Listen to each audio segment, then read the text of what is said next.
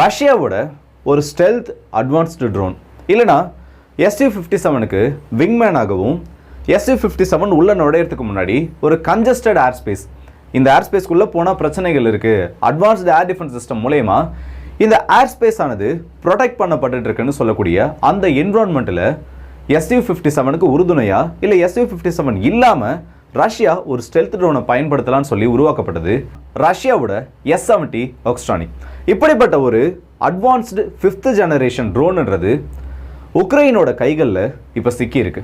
ரஷ்யாவோட ஒரு friendly fire incident மூலயமா ரஷ்யாவோட விமானப்படை விமானமே இந்த ஒரு ட்ரோனை சுட்டு வீழ்த்தி அதோட உதிரி பாகங்கள்ன்றது இப்போ உக்ரைன் கண்ட்ரோல்டு ஏரியாக்குள்ள இந்த டொனட்ஸ்க் ரீஜியனில் இப்போ விழுந்திருக்கு.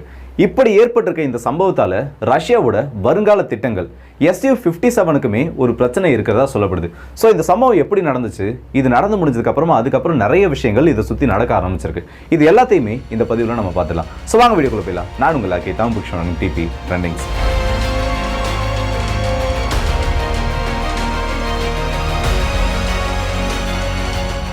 கான்ஸ்டான்டினோவ்கா டொனட்ஸ்க் ஃப்ரண்ட்ல இருக்கக்கூடிய ஒரு முக்கியமான பகுதி. ரஷ்யாவுக்கும் உக்ரைனுக்கும் நடுவில் நடந்துருக்கக்கூடிய அந்த யுத்தத்தில் கரண்டான ஃப்ரண்ட் லைனை ஒட்டி இருக்க பகுதியில் ஒரு ஃப்ரண்ட் லைன்னு சொல்லலாம். ஏன்னா ஒரு சரியான எல்லை இல்லை வரையறுக்கப்பட்ட எல்லைன்றது இந்த ரெண்டு தரப்புக்கு இப்போ நடுவில் கிடையாது. இந்த ஸ்பெஷல் மிலிட்டரி ஆப்ரேஷன் ஆரம்பிச்சதுக்கு அப்புறமா ஒவ்வொரு நாளும் இந்த யுத்த காலத்தில் ஃப்ரண்ட் லைன்ன்றது மாறிக்கிட்டே இருக்கு. ஒரு நாள் ரஷ்யா அட்வான்ஸ் ஆகுவாங்க, இன்னொரு நாள் உக்ரைன் அட்வான்ஸ் ஆகுவாங்க, அடுத்த நாள் பார்த்தோன்னா திரும்ப இந்த ரெண்டு நாடுகள் யாரும் முன்னோக்கி ஏறுறாங்களோ உக்ரைன் வந்து திரும்ப கேப்சர் பண்ணால் ரஷ்யாவோட பகுதிகள் பின்னோக்கி போகும், இல்லை ரஷ்யா வந்து முன்னோக்கி போகணும்னு நினைச்சாங்கன்னா உக்ரைனோட படைகள் பின்வாங்கக்கூடியதுன்னு சொல்லிட்டு இப்படி நடந்துட்டு இருக்க அந்த ஃப்ரண்ட் லைன் யுத்தத்தில் சரியா அக்டோபர் 5ஆம் தேதி ஒரு சம்பவமானது நடக்குது. இந்த வீடியோ ஃபர்ஸ்ட் பாருங்க. இதில் இந்த ஒரு ட்ரோன் பறந்துட்டதுக்கப்போ திடீர்னு பார்த்தோன்னா ரஷ்யாவோட ஒரு SU-57 அதில் பயன்படுத்தக்கூடிய அந்த R-37 வகையான ஒரு ஏவுகணையை கொண்டு இந்த ட்ரோனை சுட்டு வீழ்த்துது. ஆக்சுவலாக இந்த ஒரு ஃபுட்டேஜ் வெளியில் வரதுக்கு முன்னாடி வரைக்கும் இந்த ஒரு சம்பவத்தை உக்ரைன் தான் பண்ணியிருந்தாங்க. உக்ரைனோட விமானங்கள் தான் இந்த ஒரு ட்ரோனை சுட்டு வீழ்த்துட்டு தான் சொல்லியிருந்தாங்க. ஆனால் அது உண்மையான விஷயம் கிடையாது. ரஷ்யாவோட ஃப்ரெண்ட்லி ஃபயர் மூலயமா தான், இல்லை ரஷ்யா வேணும்னு சொல்லிட்டு தான் இந்த ட்ரோனை சுட்டு வீழ்த்திருக்காங்க. அவ்வளவு கஷ்டப்பட்டு உருவாக்கின ட்ரோனை ஏன் ரஷ்யா இந்த இடத்துல சுட்டு வீழ்த்திருக்கணும்?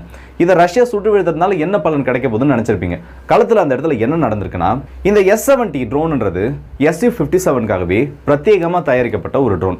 ஆரம்பத்தில் 2010 இதுக்கான பணிகள் நடந்துட்டு இருந்தாலும் இதோட முதல் ஃப்ளைட்ன்றது 2019 தான் தொடங்கப்பட்டது. ஃப்ராங்காக ஒரு விஷயத்த சொல்லணும், இல்லை ஓப்பனாக ஒரு விஷயத்த சொல்லணும்னா, ரஷ்யா கிட்ட இருக்கிறதுலேயே அட்வான்ஸ்டு ரேடார் சிஸ்டம், இந்த APSCR ரேடார், அது மட்டும் இல்லாமல் இன்ஃப்ராரெட் இமேஜினிங் சிஸ்டம்னு சொல்லிட்டு எல்லாத்தையுமே இதுக்குள்ளே உருவாக்கி ரொம்ப ஒரு நுழைய முடியாத ஒரு ஏர் ஸ்பேஸ்க்குள்ளேயும் இதோட ஸ்டெல்த் டெக்னாலஜி, ஏன்னா இது SU-57 மாதிரியே ஒரு 5ஆம் தலைமுறை விமானமாக உருவாக்கப்பட்டது, ஆள் இல்லாத கேட்டகரியில் உருவாக்கப்பட்டது. அப்படி உள்ள இது நுழைஞ்சு அங்கே இருக்கக்கூடிய இன்டெலிஜென்ஸை கேதர் பண்ணதுக்கப்புறமா அந்த தகவல்களை SU-57 கொடுத்து SU-57 சேஃபாக பார்த்துக்கணும், SU-57 அந்த அளவுக்கு சீக்கிரத்தில் விழுந்துடக்கூடாதுன்னு அந்த ஒரு கான்செப்டுக்காகவே இது உருவாக்குனாங்க. ஆனால் இது உருவாக்குனதுக்கு அப்புறமா தான், ஏன்னா அதில் யூஸ் பண்ணியிருக்க அந்த AL-4 இன்ஜினை தான் இதில் யூஸ் பண்ணியிருக்காங்க, சிங்கிள் இன்ஜின். அப்படி யூஸ் பண்ணதுக்கு அப்புறம் தான் உங்களுக்கு ஒரு விஷயம் தெரியுது, SU-57 இல்லாமலே இதனால நிறைய விஷயங்களை பண்ண முடியும். அதுக்கான காரணம் என்ன தெரியுமா? இதோட ஒட்டுமொத்த டேக் ஆஃப் வெயிட்ன்றது 20 டன்னுக்கும் அதிகம். அது மட்டும் இல்லாமல் இதோட 2 வெப்பன் இன்டர்னல் பேல இருந்து, ஏன்னா இது ஒரு 5th ஜென்ரேஷன்றதுனால இதோட ஆயுதங்கள் வெளியில் தெரியுற மாதிரி கொண்டு போக மாட்டாங்க, அதோட உட்பகுதியில் வச்சு அதுக்கப்புறமா தான் இதை லான்ச் பண்ணுவாங்க தேவைப்படுறப்போ. அந்த மாதிரி இதோட 2 இன்டர்னல் வெப்பன்ஸ் பேல இருந்து 2.8 கிட்டத்தட்ட 3 டன் வரைக்குமான ஆயுதங்களை, கைடட் வெப்பன்ஸ், அன்கைடட் வெப்பன்ஸ், இது எல்லாத்தையுமே இந்த ஒரு ட்ரோனால் கொண்டு போக முடியும். இதோட ஆப்ரேஷனல் ரேஞ்ச் எவ்வளோ தெரியுமா?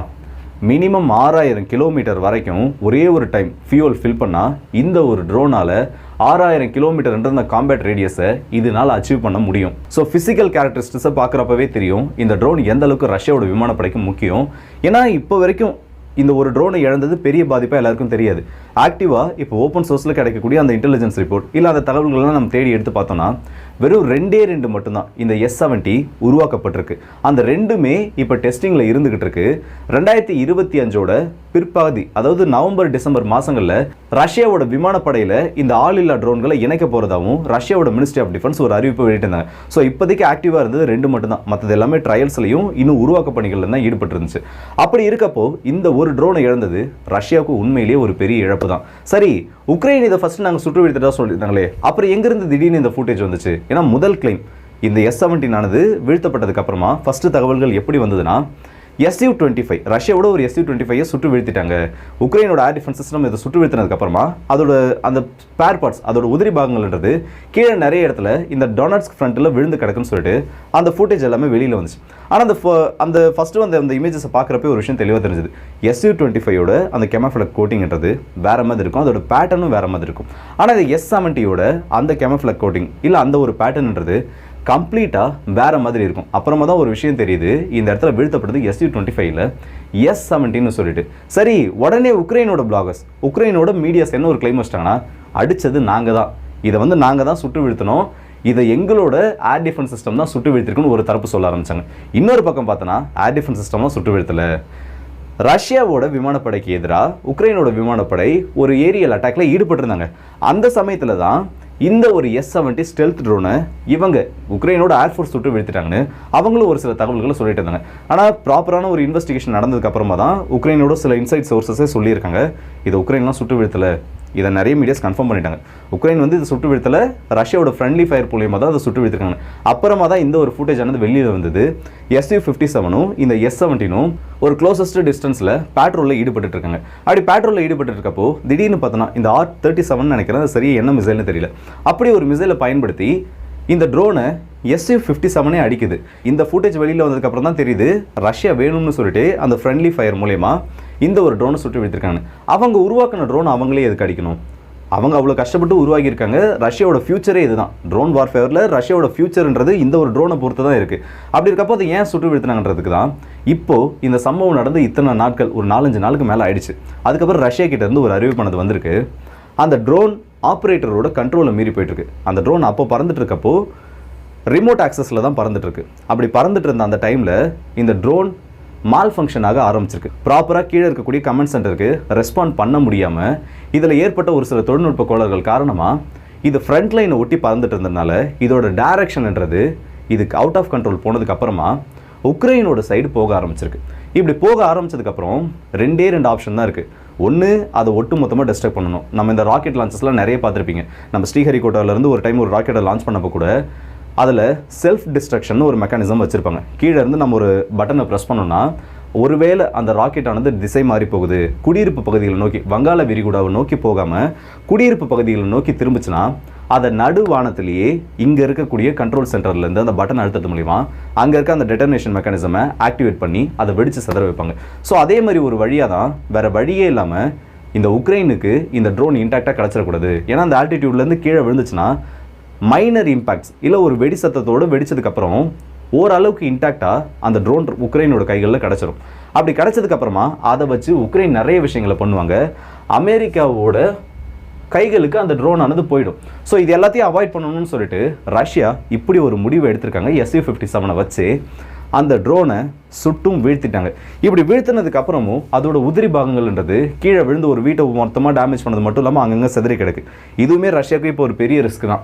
இதுக்கு எந்த ஒரு சம்பவத்தை சொல்லலாம்னா, ஆல்ரெடி வியட்நாமில் வச்சு அமெரிக்காவோட ஒரு ஸ்டெல்த் விமானத்தை வியட்நாம் வீரர்கள் சுட்டு வீழ்த்தினாங்க.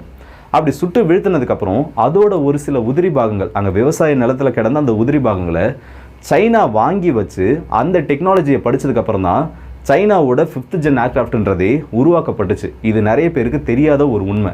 அந்த மாதிரி இருக்கப்போ ரஷ்யாவோட இந்த ட்ரோன் எப்படி வேலை செஞ்சுக்கிட்டு இருக்கு, ரஷ்யாவோட இந்த ஸ்டெல்த் டெக்னாலஜி எப்படி இருக்குது, இந்த ஸ்டெல்த் டெக்னாலஜின்றதையும் தாண்டி இதை மெயினாக உருவாக்குனதே Su-57 கம்யூனிகேட் பண்ணுறதுக்கு தான்.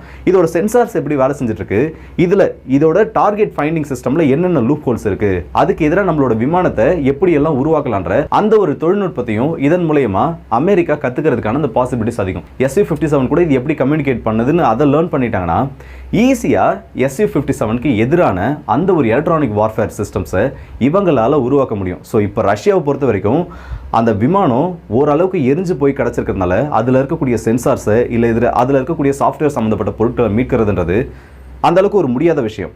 ஆனால் அதோட ஸ்டெல்த் கோட்டிங் எப்படி இருக்குது, ஃபிசிக்கலாக அதோட ஒரு விங் பார்த்தோன்னா அப்படியே கீழே விழுந்திருக்கு, விங்கோட ஒரு பகுதி. அந்த விங்கோட அந்த உதிரி பாகத்தை எடுத்து அவங்க ரிசர்ச் பண்ணாங்கன்னா அதோட ரேடார் அப்சார்ப்ஷன் எந்த அளவுக்கு இருக்குது, அதில் எந்த அளவுக்கு கோட்டிங்ஸ் அவங்க பயன்படுத்தியிருக்காங்க. Su-57ம் கிட்டத்தட்ட இதே மாதிரி ஒரு கோட்டிங்கை கொண்டு தான்.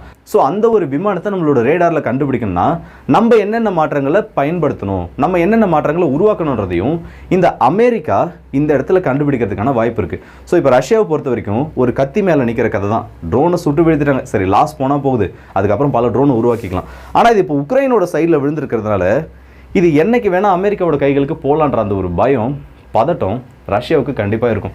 ஆனால் வேறு என்ன பண்ணுறது, வரலாறுல இந்த மாதிரி நிறைய சம்பவங்கள் நடந்திருக்கு. இதனால் அப்படியே விட்டுருவாங்க. இது சரி இப்போ அமெரிக்காவோட கைகளுக்கு போயிடுச்சுன்னா ஒட்டுமொத்தமாக ரஷ்யாவோட டெக்னாலஜி கண்டுபிடிச்சிருவாங்க அப்படிலாம் ஒன்றுமே கிடையாது. டெக்னாலஜியை தெரிஞ்சுக்கலாம். ஏற்கனவே சோவியத் ரஷ்யாவோட பல விமானங்கள் அமெரிக்கா கிட்டே இருக்குது. அப்படி இருந்தாலும் அந்த டெக்னாலஜி அவங்க படித்தாங்க.